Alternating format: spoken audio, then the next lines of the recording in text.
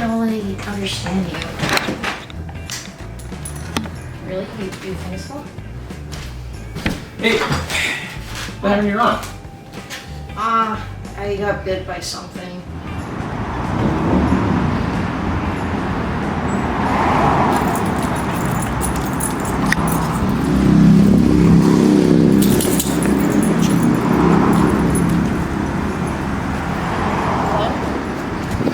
Holy shit!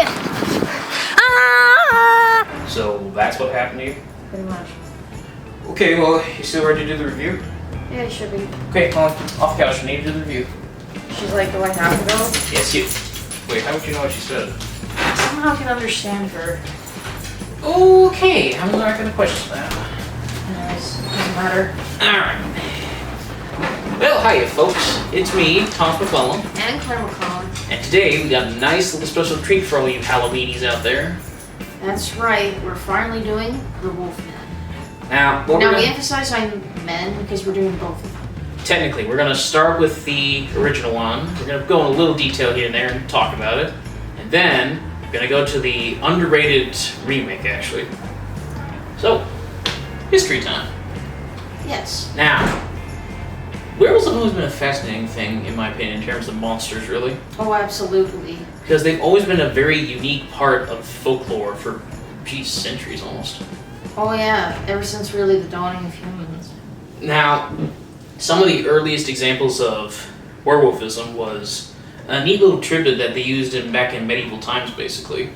They were basically the scapegoat for a lot of violent crimes like cannibalism, grisly murders, people tearing each other apart, pretty much. Yeah. Modern psychologists nowadays believe that's somewhat of a, kind of like a representation of mental health, basically, right? Or something like that. Mm-hmm. And sometimes they were also, it's a whole can of worms of werewolves. But, let's talk about, you itching? Why are you itching? Just a little itchy. Okay, well, now, let's fast forward a little bit to 1941, basically. Now, this is interesting because, okay, do you know who the writer of the original Wolfman was? Oh, it was, Well, here's his name right up here, pretty much. He was a fella from Germany who came to America to escape persecution because he was a German Jew during the Nazi regime, basically. mm-hmm. And he wrote where the Wolfman is kind of a metaphor for that in a way. It's actually, he said in an interview that the Wolfman was a representation of a German soldier, basically. Someone who looks nice and kind on the outside, but at night he turns into a snarling beast, basically. And, interesting fact, in the movie later, we see that whoever gets bit by the werewolf, they have the pentagram or the star on their hand, right? Mm-hmm. Originally, it was supposed to be the Star of David they wanted to use, but they instead they used the pentagram one to sort of tie it in with the werewolfism and Satanism kind of fads, basically. Mm-hmm. But, that's here now. Let's get into the movie. So where's this set exactly? I believe this is set somewhere...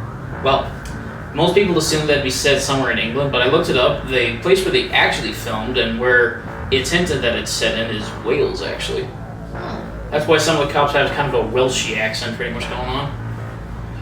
Gotta admit, I kind of like a bit of the cops in this one. Yeah. Especially Mr. Twiddle, pretty much. He's played by the dude who got knocked over in the stairs by the Invisible Man, basically. Oh yeah, it's him. Yeah, it's Mr. Hole, pretty much.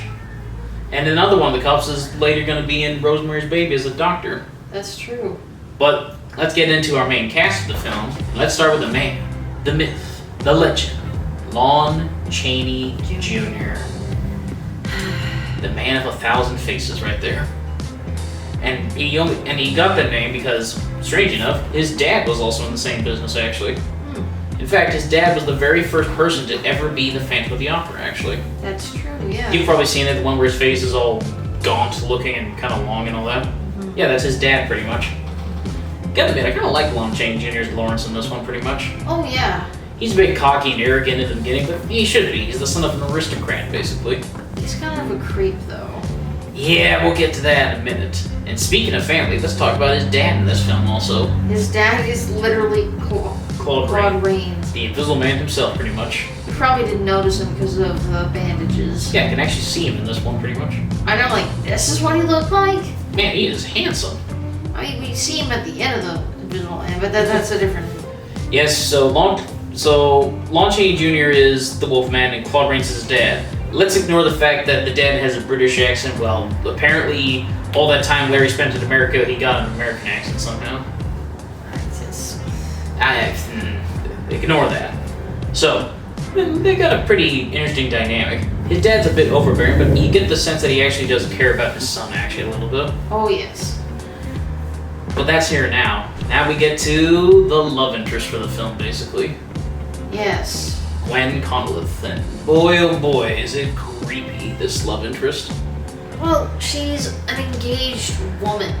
And Larry's just creeping the fuck on her, pretty much. Like, she's... like, keeps saying, like, no, thank you. Yeah, don't worry. He does not get the hint at all. Yeah, he's rich, I guess. Don't worry, though, he'll still have the telescope. Curve. Hey, Gwen, here's a little hint. If he tries that again, get your husband to moon him, maybe. He's like, look out, Larry. Full moon tonight. This is what you get for spying on my wife, you perv. Yeah. Then again, her husband's not exactly the greatest, because I get the feeling he's antagonizing Larry the whole time, pretty much. Well, that's the point. Which he should be. So Larry, it's weird, because in this one, she owns a antique shop, basically. Mm-hmm. And that's where he gets the famous silver cane, basically. Exactly. And being that it's the 1940s and the internet wasn't invented back then, they had to do something back then. So, they want to get their fortunes told. Yeah, and she brings along a friend of hers. Jenny or something, I don't know. I believe it's Jenny. Yeah, the point is, they go out and then they go to the traveling Romani that are nearby, basically. Now, we're saying Romani because in the movie they use the other term, which has got a lot of racial connotations to that, so I'm not going to talk about that very much. They basically say the racial slur, which we're not going to say. Yeah. We refuse to say it. We're with y'all. We don't want to say that shit. So they go to get their fortunes told, and we meet one of the Romani guys named Bella. Now, does Bella look familiar to anyone out there? It's Dracula. Yeah, that's Bela Lugosi playing Bella in this one, pretty much. So is he playing himself? I guess, kind of. He's even got that big mustache and everything. Huh. And weirdly enough, he would then later go and fight against the Wolfman in a lot of those spin-off films, pretty much. Yeah, that's true. But in this one, Bella is the Wolfman, basically, in this one. Spoiler alert. Yeah, because when Jenny's getting her fortune told, we see that the mark of the wolf appears on her hand, which according to lore, it appears on the hand of the person who's going to be the next victim of the werewolf, basically. Mm-hmm. And so... It basically tells her to run while she has the chance. And then, off screen, he turns into a German Shepherd, I think. There's an interesting thing behind that. Yes, so this dog that they used for Bella, the wolf, why does he turn into a wolf like that exactly? I have a theory that the reason he does that is because he's been a werewolf for so long now that he loses more and more of his humanity every time he turns, basically, to the point where he's literally just a wolf. Yeah. But in this case, the wolf here was played by a German Shepherd dog named Moose. And apparently he was a stray on the Universal backlot at the time, and Lon Chaney Jr. adopted that dog. It's true, and he had him for many, many years. Ah, that's so cute. And speaking of Moose, here's something interesting. So, the guy who did the makeup for the Wolfman, the type of fur that they used on the wolf suit, not a lot of people know this, it's moose hair, actually. So I guess Larry's actually a werewolf, I guess? No, really, it really bit my sister. We're not gonna do that, sorry. So, Bella turns into the wolf, and he kills, Jenny, the friend of, our lead lady, pretty much. Yes. And Lawrence is bit. Yeah, Lawrence is bit after he kills the dog with his cane, basically. He basically bashes his skull right open. But, unfortunately, because he was bit, now you know where this is going. Yeah, you all know where this is going. And strange enough, Bella's mom, it's weird, she helps, like Bella's mom, who's like the leader of the Romani people pretty much here, she's the one that helps out Larry the most. She gives him the little protections thing, she tells him all about the whole stuff. Did you not tell your son about this lady? I have a theory about that, actually. The reason she's doing this for him is because they don't really work. way. They're just like a placebo. I guess. I will say for a minute though, I love how the movie establishes sort of like this is the movie that basically established the rules of werewolfism. It's true. For the longest time, werewolves were, nobody really knew what could kill them, basically. Sometimes it was silver, sometimes wolfbane, sometimes they would die just regularly if you just shot them with anything. But, I like how in this movie they actually do establish basically the lore of the Wolfman in here, which would be used for many years afterwards, basically. That's true. It sets us up for, like, the generations to come. Mm-hmm. So, there's the Wolfman now. And I gotta admit, the makeup they did on Lon Chaney Jr. is phenomenal here. There's only one thing I have a question about that. No matter what Larry is wearing, he has a black suit on whenever he's the... Yeah, like every time he turns into a Wolfman, he's just wearing a black dress shirt and pants. Why is he not wearing the clothes he would have worn? Well, it's because that would have been too hard for the makeup crew to do. Look, Jack Pierce had a very short temper, so they had to work like a lot with this. He was kind of a dick. Yeah, he apparently burned Lon Chaney Jr. when he was putting the hair on, even on purpose. Yeah, that's fucked up. But that's here now. So after a few murders, are you done? Yeah. Alright. So after a few murders, we see that it kind of torments Lawrence in this one, actually. Well, he's tormented.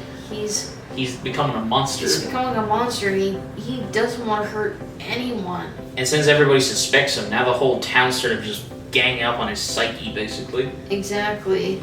Like, there was that scene where he tries to go to church. Oh, breaks my heart. Breaks my heart. He can't even be there for like 5 minutes. He just has to leave. And Lawrence's dad does try to help, but he doesn't understand it pretty much. Well, how can you? I know. And so, with that going on, let's cut a little here and get to the ending of the film, pretty much. So, they plan to hunt. They plan to hunt Larry, basically, even though we've proven that bear traps don't work on him, and gun shots with regular bullets don't seem to work on him, pretty much. Pretty much. So, Lawrence is tracking around, and for some reason, Gwen thought it'd be a good idea. You know what's a good idea? Let's go out in the middle of the woods where there's a murdering psychopath, pretty much. Yeah, Gwen's a bit dumb sometimes. A bit. So, she goes out, and Lon Chaney Jr. apparently almost killed the actress in this one scene, apparently. The scene where he tackles her, basically. Really? Well, what happened was, the actress was being tackled by Lon Chaney Jr., and then he dropped her to the ground like he was supposed to in the script, right? After he was going to attack Claude Rains. Mm-hmm. Unfortunately, the smoke machine they were using for that scene, it almost caused the actress to almost choke on it, actually. Oh, fuck. Thankfully, she didn't, but yeah, pretty messed up. So, Lawrence is about to now kill Gwen, but his dad comes out with the cane. And he sets him free. Yeah. Poor Larry. I feel bad for his dad. His dad literally had to kill his son, basically. And he didn't know until the last moment. Yeah. When he turns back.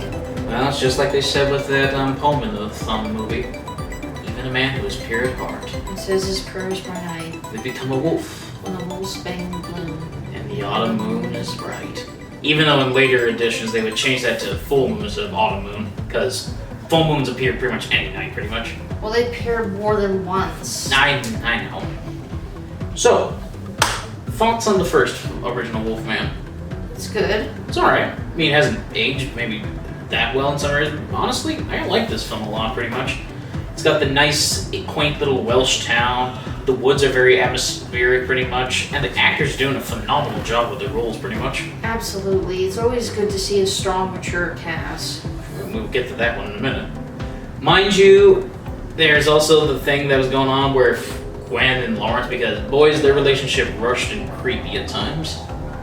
Well, she doesn't want to have this relationship, first of all, because she's already in a relationship. It didn't help that the real actors who played Gwen did not like Lon Chaney Jr. a lot because he would sneak up on her dressed up in werewolf thing and scare the shit out of her. It's childish, I know, but he's just trying to have fun. I know. So, final review for this film. Well, I liked it. What would you give it? I would give it a 7 out of 10. 10 out of 10? Yeah. That's fair. I mean, again, it hasn't aged in some parts here and there, but honestly, it's a cult classic. That's okay. Okay, my thing for the World Wolfman. Let's see. Well, I gotta admit, I'm always a sucker for these Universal films. Have they all aged particularly well? No, not particularly. But I gotta admit, I was always a big Wolfman fan, and I really love anything wolf related. And seeing the OG one that started it all was kind of nostalgic for me. Was, yeah. So I'll give it a 7 out of 10 too, just to be fair to it, basically. Sounds good. So hey, now more history time, basically. Oh. So when the Wolfman came out, it made Universal a ton of money, basically. Oh yeah, a lot of money, and he became one of the Universal monsters. Yeah. Interesting enough, he was the first original one, actually. That's right. There was there was Dracula, Frankenstein, and then there was also the Invisible Man, right? Mm-hmm. The Mummy hadn't come out yet, pretty much. I don't think so. The point is, all of those dudes were based off of literary works, basically. Whether it be Bram Stoker, Mary Shelley, H.G. Wells, all that kind of stuff. But no, the Wolfman was the first, not just the first original one, but the first American one, actually, technically. That's right, yeah. You could say he was a American Werewolf in London. That'll come into play later. Just wait, folks. So, as you can imagine, there was a fuck ton of sequels, basically. And Lon Chaney Jr. actually came back to play the Wolfman a couple times, actually. Mm-hmm. But after a while, after the whole Universal Monsters cinematic universe thing kind of just died out, well, Universal kind of just really stopped caring about those things really anymore. And so they focused on other things. Then the 2010s era rolled around. Do you remember back then when like every movie was getting like a remake, it seemed? They still are. I know! Like every single horror movie was getting a remake. Texas Chainsaw, Friday the 13th, Nightmare on Elm Street. Freaking Halloween got it like so many times at this point. Mm-hmm. But, naturally, that also brought up the idea, hey, why don't we just remake the Universal movies? The old ones. And they did it with that Dracula Untold film, but that movie never happened. Let's forget that ever happened. It happened, Tom. I know, and it sucked. Hey, could you get you some flea treatment or something? Do you have any? Okay, moving on. So, actually, with Dracula Untold bombing at the box office, they needed another one that would kickstart, I'm not even joking, another Universal Cinematic Universe movie. And guess what they did? They did the Wolfman. But hear us out on this. Let's get into it. Yeah. So, when this movie first came out, It went through development hell. it went through like multiple directors, multiple writers, multiple producers. It had to be rebooted and had to be reshot so many times. The budget ballooned to twice what it originally was, and it was way over schedule, basically. Absolutely. So, bear that in mind that it's not great, but compared to the development hell they went through, it looks pretty good compared to some other films. Planet of the Apes! Sorry, I had to cough. So, it's kind of like the first one. In a way. A little different. So, we open up, not in Wales this time, but somewhere in northern England, basically.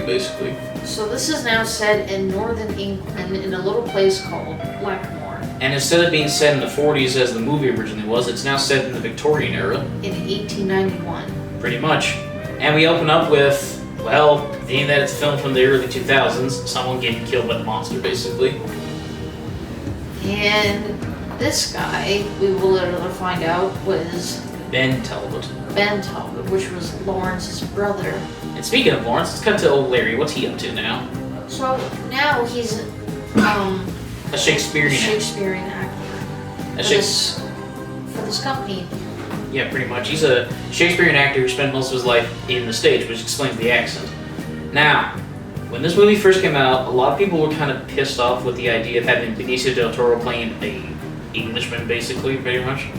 But to be fair, they actually did a pretty unique thing with that. It stated that his dad was an English baron or something like that, but his mom was a Romani woman, basically. So I kind of like it how they actually tried to diversify the cast a little bit here. Exactly. And plus, Benicio del Toro was a huge fan of the Wolfman, actually, also like myself. Oh yeah, he totally is. And so this was a passion project for him. Do you know how much of a passion project it was? He's one of the film's producers. That's right. Look it up. So, we see Benicio doing Shakespeare, which is like the only time I've ever seen him do Shakespeare somehow. And he's doing Hamlet. And he's doing the famous scene, Alas, poor York, I knew him well, Horatio. A story about a young man who's the son of a rich family that comes into trouble. That doesn't sound familiar at all. Very nice work. Yeah. So, we cut to Larry, and I'm gonna say one criticism I always had with this. He's depressed right at the beginning. I mean, granted, this dude's had a tough life pretty much. His mom died, went to the insane asylum, was shipped off to America by his dad pretty much. And the father and son relationship in this has flipped. Yeah, instead of being an over-caring father, he's now kind of cold and distant with Larry, basically. Pretty much. But we'll talk about his dad later, because now we get Gwen that comes in and hit this one. Yes. Instead of being engaged to, what was the name of her original fiance? Frank or something? I forget. He's kind of bland and forgettable. In this one, she's Ben's fiance, basically. Yes. And she comes out to seek Larry because she knew that he was in London. Well, for anybody who's wondering if these don't match up, we're kind of reviewing the unrated version of the Wolfman because if you want to see a better experience, I think the unrated Wolfman is better than the theatrical version, to be honest. Well, the theatrical version cuts out some of these scenes, which is ridiculous in my opinion. And it trims down a lot of the gore of the film, pretty much. So if you guys want to have a good experience, just stick with the unrated one, in our opinion. Yeah. So Gwen's saying, yo, you gotta help me find your brother, and Larry's He's like, no, I can't. I'm literally going to America tomorrow. And he has a contract that he has to do 30 performances. 30 performances, Jesus. So, Gwen basically guilt trips Larry in a way. He's like, fuck it, I'm coming. And on the way over to Blackmore, he meets a cameo on the train. Oh yeah, he goes by train, by the way. Well, it is in the 1890s, so it makes sense in this case. We get a cameo from it. From Father Merrin himself, pretty much. Yeah, Max von Sydow, rest in peace, man. Yes, so Max von Sydow's in this one, and his scene's a bit interesting because they actually mention another werewolf legend in a kind of weird way. This is a very cool legend, by the way. It's one of my favorite ones I love to study. So basically, he's talking to Larry, and he talks about this cane he purchased in the French province of Givaudan. Now, in Givaudan, there was an accident. Well, not an accident, it was more like a couple of moitas. And the strangest thing is, a lot of people speculated that it might have been A werewolf attack. But there have been evidence saying that it might have been a different animal. Like what? A lion. A lion? I thought it was a hyena, they said it was. Or a jackal. It's something between either one of those animals. But it's... Well, even today, we still speculate on what the creature could have been, basically. Because there were people who claimed to have saw it. Or think they saw it, basically. Think they saw it. And if you guys want to see another version of that, go watch Brotherhood of the Wolf, basically. That's a good film. Yeah, it's French, but I like it pretty much. It's French. Alright. So, Lawrence is like, yeah, you're very gracious, but I cannot accept this gift very much. So, the gift that he's given him is the cane. It's a silver cane. And it's a sword cane. That is awesome. Which are illegal to own nowadays, but yeah. Duh. So, Father, I'm just gonna keep calling him Father Merrin. Father Merrin's like, well, if you insist, by all means. Now, there's something interesting I also find about this scene. Was it real? Maybe because in the next scene when Larry wakes up, Father Merrin's gone, but the cane is still there. Exactly. But let's skip that. Let's get over to Blackmore, pretty much. So, he gets back to his old family home in Talbot Hall. And boy, Talbot Hall looks like it's 80% soot, basically. You can even hear birds flying in the house. Man, whoever cleans this house has not been doing a good job. Like, it looks abandoned when he enters the house. An interesting fact, the house that they were filming at, they were supposed to originally get a whole month to film there, basically. But because of the scheduling conflicts, they only got a week to shoot there, basically. A week? Yeah, that is not enough. As anyone who's filmed before, that is not enough time to film everything you need within a week. Of course it isn't. So they had to. That's why the film was kind of fast, because they had to, basically. Yeah. So we get to the house. You see this creepy dog that barks at Lawrence and everything like that. And that dog's name is Samson. And then we meet Anthony freaking Hopkins. Yeah, buddy. Hannibal the Cannibal, right here. And look, some people think that Anthony Hopkins acting in this film is. It feels like he kind of sleepwalks for a lot of his performance in this one, pretty much. But just remember that he doesn't give a damn about what you think. I mean, he's a freaking knight. Why would he care, pretty much? So, look, in defense of Anthony Hopkins, I kind of actually appreciate his acting in this one, actually. The point is, he's supposed to be distant. And kind of emotionally moved, shall we say. I would actually say he's more emotionally numb. Yeah, he's emotionally distanced with not just Larry, but pretty much everyone, basically. Literally everybody. So him acting all, like, sleepy and all that, I think that's because he really doesn't give a shit about anyone, pretty much. I think it's also the reason he's acting all sleepy is because... You thinking that because he's...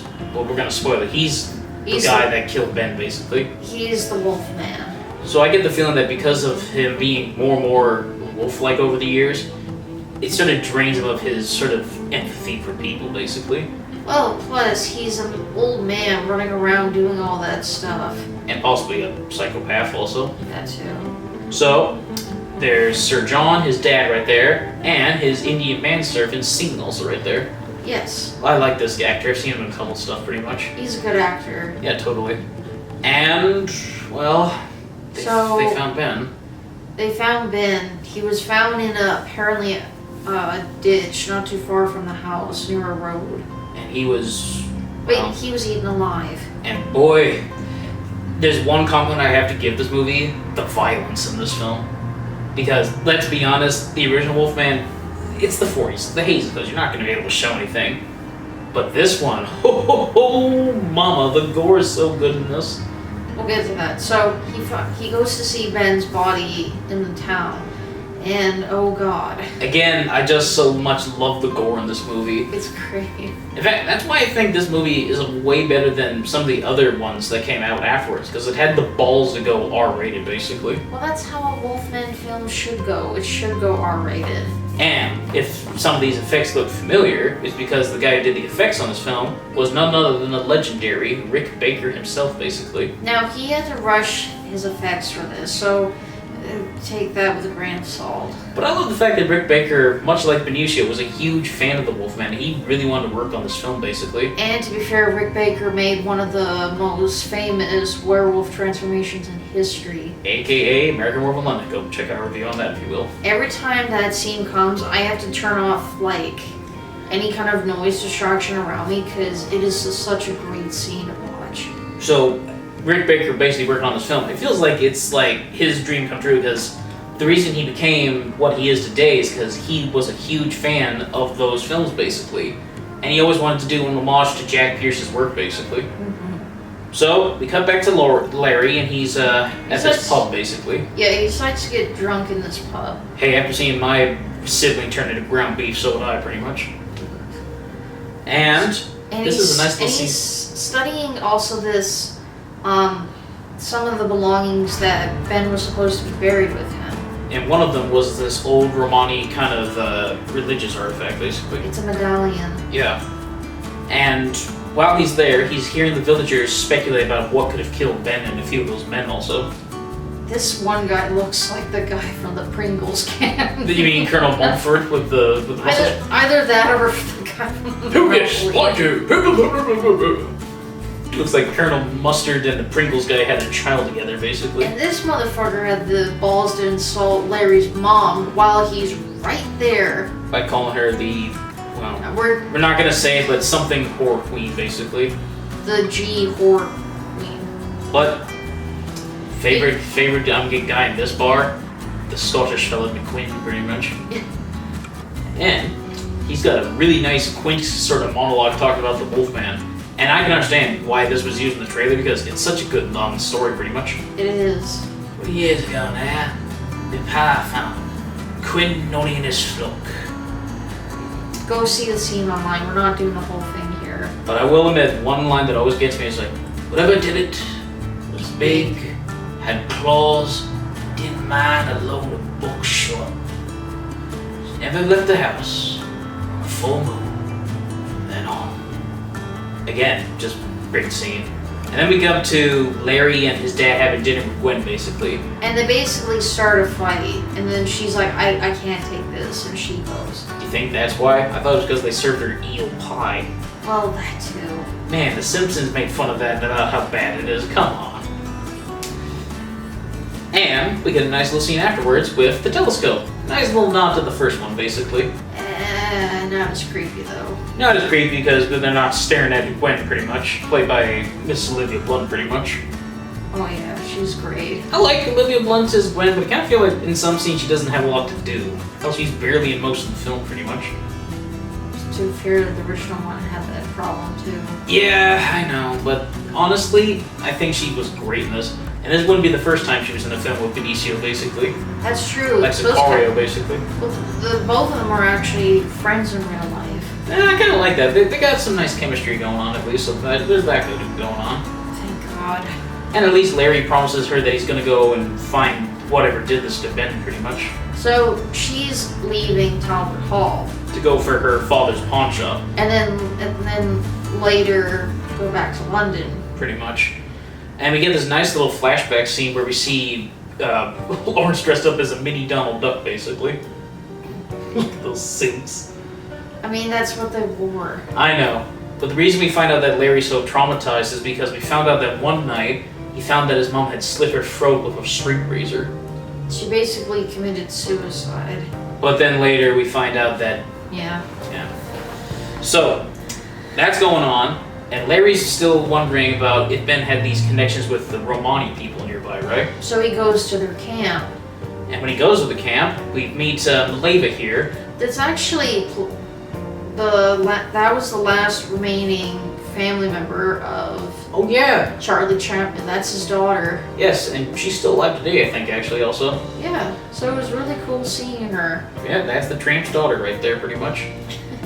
And so, she's explaining, you must not go and look for the thing and all that, pretty much. She's like, yeah, you need to get out of here. He's like, yeah, but I want to know. But then an angry mob shows up out of nowhere, basically. Because they speculated that there was this They thought that it was the gypsy, they thought it was the Romani's dancing bear that did it. There was evidence of foul play in the Macarena. Hey, Macarena! If I was a hunter, I'd be like, I don't know. So, the Angry Mob shows off. We see that the watch guy gets killed off screen by something, basically. I had people like ask me, was that Rick Baker? I don't think so. No, it is. Is it? Yes, Rick Baker confirmed that the dude that you saw get killed by that werewolf. That was him. That was him, actually, dressed up in that. And then we get to another issue that a lot of people had with this film, the CGI. Now look, I understand that some of the CGI looks really bad, especially on this bear, and in some of the transformation scenes, Larry looks kind of rubbery. But I'll admit, for a lot of the scenes, the CGI is actually not that bad. Plus, they were going through a lot of like development problems, so kind of like also take a reminder of that aspect. I did like the fact though that the CGI team and the practical effects team were able to work pretty good together, and they managed to make it a way where you at times can't even tell what's CG and what's real, basically. There are some moments when you can tell, obviously, but I do like the fact that the CG team admit the one good thing they had with working with this thing is that they were able to actually show the blood, because in their jobs they're usually supposed to take blood out of a scene, but in this one they put in the blood in the scene. Anyways. Yeah, that's kind of cool. So, the camp gets attacked. By the Wolfman, basically. And Larry follows this boy who runs off. Somewhere up in... is that Stonehenge? Is it? No, it's not Stonehenge. Stonehenge is bigger. So, he gets attacked and he's bitten. And then the Romani people scare the wolf off, and they're considering letting him die, but it would be kind of be a sin to let him die. It's just, as they say, it is a sin to kill a man, but not in a beast. But where does one begin in the other end? Yeah, now unfortunately Larry's the Wolfman, basically. So, he takes a whole month to recover. Wouldn't you have to get your, like, half of your shoulder chewed off, basically? Well, he basically was bitten, like, right here. That's very close to the jugular vein. And while he's recuperating, he's having these weird dreams and nightmares. Which unfortunately leads to a lot of jump scares admittedly, but they're okay. Especially when we see Gollum show up, basically. It's like, oh, Gollum, what are you doing in this film? This isn't a New Line Cinema film. So he recovers. Quite miraculously, because when the doctor comes back to inspect him, not only is his arm healed, but it seems to be a little bit better than before. Yeah, so I guess he doesn't have to lose his arm. I guess. So, with that going on though, the town's getting anxious. Because these are northern English guys, and I'm gonna say it, the north of England is basically like the deep south of America, basically. Ring, ding, ding, ding, ding. Yeah, they're a bit suspicious, and they literally try ganging up on Larry. And it only gets worse when freaking Agent Smith shows up, basically. Yeah, that's right. L. Ron, Hugo Weaving himself is in the movie, pretty much. And apparently he's playing Francis Aberline? Even though in real life, the real dude's name was Frederick Aberline. I guess they changed it for legal reasons. Anyways. So he's questioning Larry, and it turns out he's a bit of a Larry fanboy, actually. So yeah, yes, Mr. Talbot, I loved you so much in License to Kill. Anyways, but he suspects him because of his past affiliations with the mental institution. Jeez, I hate the Victorian viewpoints on mental health. Everybody does, Tom. I know, but Jesus, man. Anyways, so also when the villagers attacked him, he got his lip cut a little. So then Gwen is trying to fix his lip. Now this is a very it's like, does he want to fuck her or does he want to eat her? Maybe both. Yeah, so Larry's now suspecting that more and more things is wrong with him. He starts hearing things. He sees things. He can hear people's heartbeats, pretty much.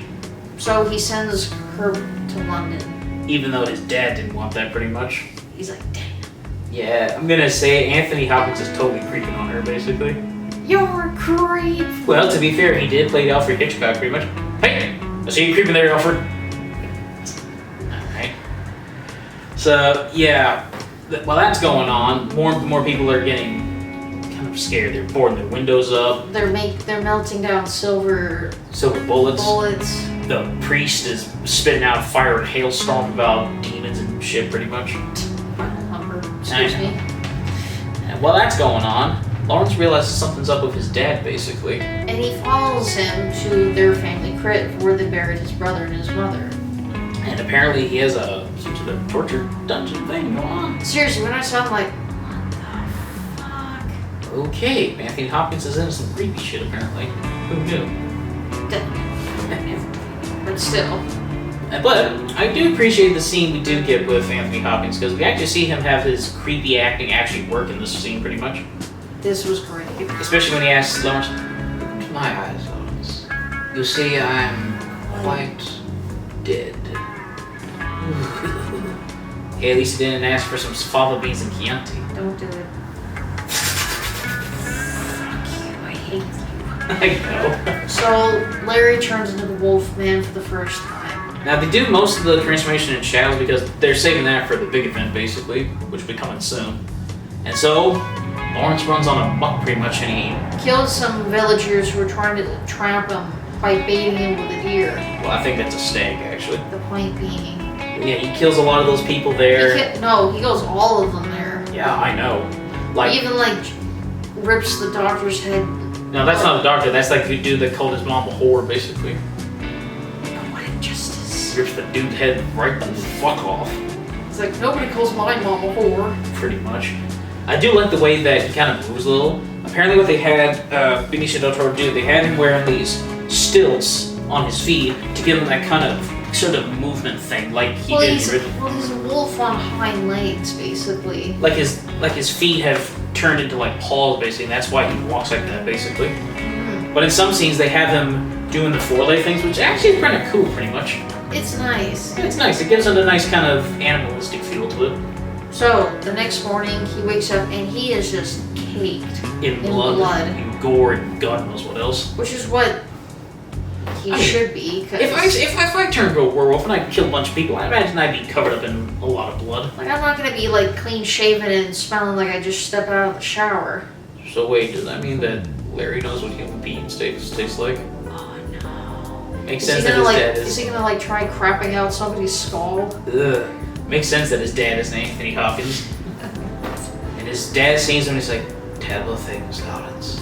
You've done terrible things. I caught you humping one of the sheep near the house. Ugh. Anyways, he basically turns Larry into the authorities, and they ship him back to the same goddamn mental institution. Whoa. And they basically do what I call the 18. vintage ice bucket challenge. Yeah, this will make you better. We're gonna dump you in a big old bottle, a big old thing of ice water. And then when you come out, we're gonna shoot you up with some kind of drug. And Yeah. then do it again, and then again. So Lawrence is going crazy and cuckoo. Man, I thought Benicio del Toro going crazy and Fear and Love in Las Vegas was weird. And then he wakes up, he finds that his dad is there talking about lycanthropy. So, he finds out that his dad is the Wolfman, actually. You see, back in his day, his father was a hunter, Like a big game hunter, basically. and he traveled the world sometimes. And one time he went to Somewhere up in the Hindu somewhere Kush. up in The Hindu the Kush. Hindu Kush, And while he was there, he got bitten by that golem-looking kid, basically. which is why it now comes into play. Actually, interesting enough, that's a reference to another werewolf film. I think it was the original Werewolf of London film that came out in the 30s, basically. Because the dude got bit by a weird feral child that was living up somewhere in the Himalayas. Oh. Yeah, so there is actually a reason for that, basically, there. And so, naturally, he thought he was the butt of a joke. But when he got back, he found out otherwise. He turned to his first werewolf and he killed his wife, basically. Yeah, he ripped out her throat. And he gave a really impressive looking statue for her grave, at least. Oh, that statue is gorgeous. Yeah. So, the cat, or the wolf, is out of the bag now. And basically, he says, yeah, if you escape, come at me, bro. Pretty much. Or come at me, Son. boy. Son, I guess. Yeah. So, And he's walking off, and I love the fact that Anthony Hopkins brought a little harmonica with him and he plays it while he's walking away. oh, is he playing that? Yes, you can't see because it's so dark, but that's actually Anthony Hopkins playing the harmonica in that scene. Why is he playing a harmonica? I don't know, he just showed up to set one day and he asked the director, Joe Johnston, is it alright if I do this? And Joe was like, sure, why not? He's not creepy enough already. Might as well make him play a harmonica. That's right, we literally see a werewolf playing a harmonica. So, we cut back to Larry, and he's strapped to this Clockwork Orange looking chair, basically. And they gagged his mouth to the point where I think they were gonna dislocate his jaw. To be fair, there was a good chance he would have tried to bite someone. True. So they tie him up, and the doctor is going to try and prove to him that his werewolfism isn't real by literally having him sit in the chair as the full moon rises. I'll take bad advice for 300 Alex. They are so fucked. And if that's not bad enough, Francis Aberline's also there to show up, basically. Exactly. And Spoiler alert, he breaks out of the chair and kills the doctor and some of the other other people there. I think the doctor gets it worse. He gets literally thrown out of a freaking window. And lands on the fence spikes down below. Yeah, pretty much. Gotta admit, the way he turns, and this is where we finally get to see him turn to the werewolf, and it looks painful. It looks like his bones are resetting, basically. They are, because that's basically what happens to a werewolf when they're turning. Their feet extend, their hands extend, their head is literally reforming itself. And it's a kind of a nice mash of both practical and CGI, which, yeah, at times looks a bit rubbery, but honestly, I kind of like it, actually. It's actually pretty cool. Mind you, it's not going to replace American Werewolf in London for its transformation scene at all. Speaking of at, we get a scene kind of familiar from that. Oh yeah, because then we see him going amok after he Mario jumps on a bad guy, on a policeman basically. This guy was just counting his money. I know, he's counting his money and... He's like, let's do it. And then he chopples over a Decker bus, kind of like the same thing from the ending of American Werewolf in London. They didn't really topple it though in that one. No, but they wanted to. But now in this case, they really can actually. So it's like, oh shit! And basically, as I say, it's a living tuna can. Yeah, he just goes to town on everyone in there pretty much.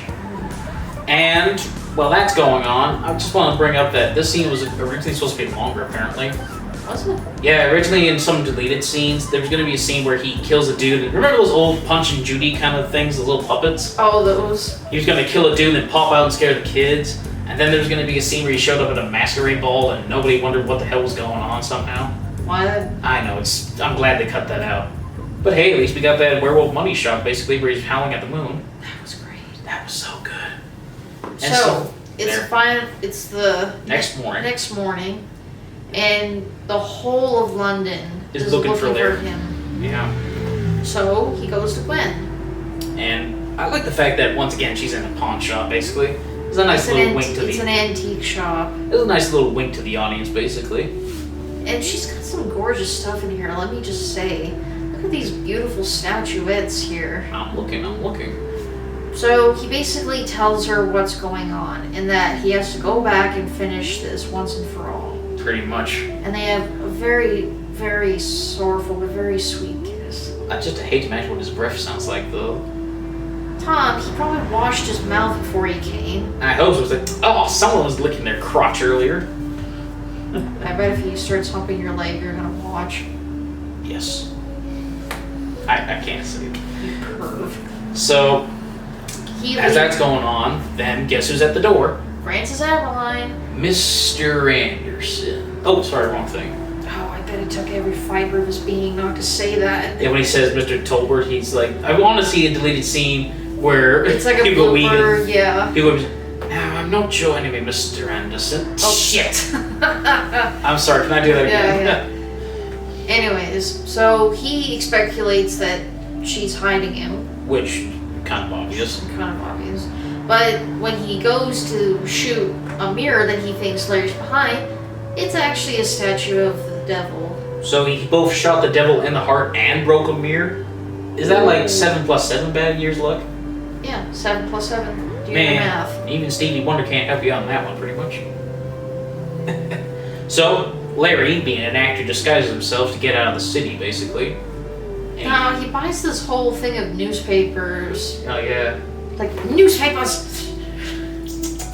Yes. So while Larry's heading up north to Blackmore, Gwen's sort of researching on werewolves, basically. And we find some very cool imageries that we have on, like, what we perceive as werewolves or lycanthropy. One of them was a German serial killer from the medieval ages that was convicted of being a werewolf.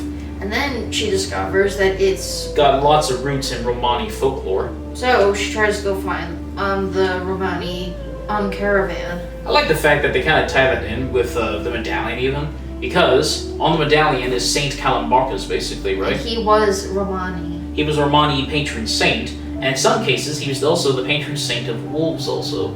Exactly, so there you go. So she's looking for Mileva, and she even comes across this one caravan looking for them. And the girl that's Mileva's daughter, that's right? her daughter. So I'm gonna assume that she passed them word like, hey mom, some crazy lady's trying to find you. So she gets to the stables back in Blackmore and she finds Mileva, and she basically says, look, there's only one way you can cure this, and that's popping a silver bullet in him. Ew. Yeah, wouldn't be a werewolf without being that tragic. So now knowing what she has to do, she needs to find Larry. And if that's not bad enough, Aberline shows up with his boys, and now they're all armed to the teeth with silver bullet guns, basically. And they have orders to kill Larry on sight. But to be fair, I get that he's supposed to be the bad guy, but honestly, I think Aberline's kind of got a point. I mean, come on, you don't want this werewolf guy just going around killing folks. He literally did the other night. I know, so Aberline's just a cop doing his job here, really. So, take that with some salt. And unlike Jack the Ripper, he's gonna get this one, goddammit. Are you sure? Yeah. He never gets his man. Yeah. Anyways, so we go back to Larry. Talwood Hall. Yeah. Larry finally gets there, and unfortunately he finds Sing mutilated. Yeah. Oh, poor Sing.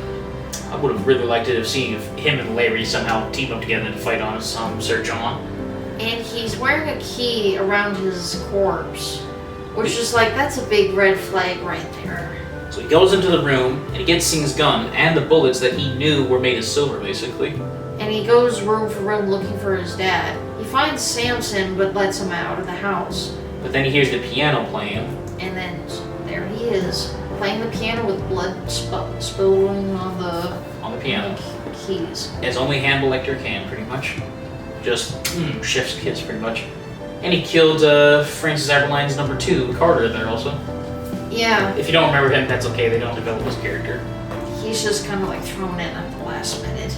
So, it's now the fight of the century. We got Hannibal Lecter versus the dude from License to Kill, basically. We got the dude who played Che Guevara versus Alfred Hitchcock, basically. And I will say, this is really cool seeing Anthony Hopkins as a werewolf. Yeah, because as they get into a tussle, he turns to a wolfman. And I like the fact that he doesn't seem to contort or twist as much as Larry, because he's probably used to it at this point, pretty much. Oh yeah, he's used to it. And as he turned to a wolfman, we finally get to see Hannibal Lecter as a werewolf, and it's glorious. And then they have wolf fight. Basically, I'm gonna say a doggy fight. Oh, don't tell Michael Vick about this. Anyways, so is it silly though? This fight though? Yeah. It's a bit silly, but I kind of like it actually. It's silly, it's over the top, and it's gleefully actually pretty good in my opinion. Yep, and he finally avenges his brother and mother by swiping that head clean off. I like the fact that for the CGI effects, Anthony Hopkins literally had to do was just lie on a table and have people do the looking at his head, and he went all out like. It's amazing that he showed more energy in the CGI effects than his character in this film. So Larry's avenged his mom and his brother finally, and Gwen shows up basically. And Francis is there. Not that Francis, the other Francis, the Elrond one. So he tries to shoot Larry, but being an idiot, she knocks the gun away from him basically. Well, she doesn't. I know, but remember, he needs to die. That's kind of the thing. I know that. And so, Larry turns Francis into his personal chew toy for a minute, pretty much. No, bad Larry, no. Bad Larry, no, don't chew up that Aberline. So, Gwen runs out of the house as it's burning. And she's got the gun. Yep. She runs off into the woods to this area where they were at earlier, which was a hideaway place for Larry and Ben when they were kids. Yep. And ironically, as she tries to hide, guess who shows up to find her, basically? Hi. Oh boy. So, Larry's about to eat her, basically. Nice. Not that way. Larry's about to kill her and everything, but she pleads for Larry to find the humanity in him, basically, still. And if you listen very closely to the growls, it sounds like he's saying Gwen. Or sort of like a growl version of Gwen in a way. Basically. And that's really cool. Unfortunately, though, the cops show up and they're about to corner in on him. But she finally puts him out of his misery by shoots him. Yep. And he transforms back into himself. She holds him in her arms and he dies by saying thank you. Yeah. And that's that. Well, not necessarily, because we get a stinger here. Because Aberline was also bitten by Larry, basically. And he's like, ah, fuck. Yep. We hear him howling in the distance. Do you think we should mention that the real Frederick Aberline lived to the 20s at least? Yeah, so... Anyways, that's it. Final thoughts. This was actually a really good film. Because, I'm just gonna say this, I first watched this one, and then I watched the original one. So, you could say, if you hadn't seen the original one first, like I did, and you first check out this one, it's a very good nod. And it can get you into the mood of looking into werewolf films altogether. So if you had to rate this, what would you rate it? I personally, I know this film has gone through some hell, and some of the things haven't, like, looked well, but if you give it a chance, this is a way better version than the Mummy thing. Oh, no, I'm gonna say something bad about that film soon. So, I'm just gonna give this, in my personal opinion, I'm gonna give this an 8 out of 10. Ooh. But that's because I really think that even though it went through hell, it's still a decent film. And you got such a mature cast here. I'm just gonna make fun of Twilight there. Anyways, that's what I'm gonna give it. What do you think? Well, I remember when I first saw this film, When I first saw this film, I didn't like it at all. At first, when I first saw it, I thought it was kind of dumb, and I thought it was too slow in some parts. But after seeing stuff like the Tom Cruise Mummy film, it looks way better than that. Because, like I say, it had the balls to actually go R-rated, basically. Which a werewolf film should. Exactly. And upon further inspection, yeah, I know it went through hell and all that, but honestly, it's not the worst thing I've ever seen, pretty much. Exactly. So, I like to say that this film is an underrated gem that most people should probably at least give it at least a watch here and there, basically. And we understand that if you don't like it as much as we do. Alright. So, yeah, I'm going to have to give this, much like you, also an 8 out of 10 for me, basically. Okay, well, thank you for joining in for our Wolfman review, basically. And if you like that, you can like and subscribe, and also leave a comment down below to see what we can do next for you. And don't forget to hit the bell for notification, and check out our channel for our other stuff, basically, pretty much. Exactly, we got Instagram and Facebook. Yep, and, well, it's getting pretty near. Hey, is that a full moon out there right now? Claire? Claire? I gotta move, run! Hey, Claire, where are you going? Claire! Stay away! Claire! Claire! Where are you? Claire! Speak to me, Claire! Claire! Where are you? Where are you? Claire, where? I told you not to come up. So, did Molly turn you into a werewolf? Yeah. Well, I'm sure you'll be better for the next review, right? Are you sure? Yeah, these things wear off pretty quickly. Fair enough. Well, say goodbye to the internet, folks. I'm Claire. Well, this is kind of awkward. Because if you can't see my clothes scattered on the ground there, yeah, I'm indecent. In that case, we'll probably go before YouTube restricts us. Yeah, so, thank you for watching. And as, we were saying before, oh my god, I'm just so... Hey, you just want me to cut to the next thing? Yeah, I think that'd be best. Well, goodbye, everybody. Bye, everybody, and, see you next time.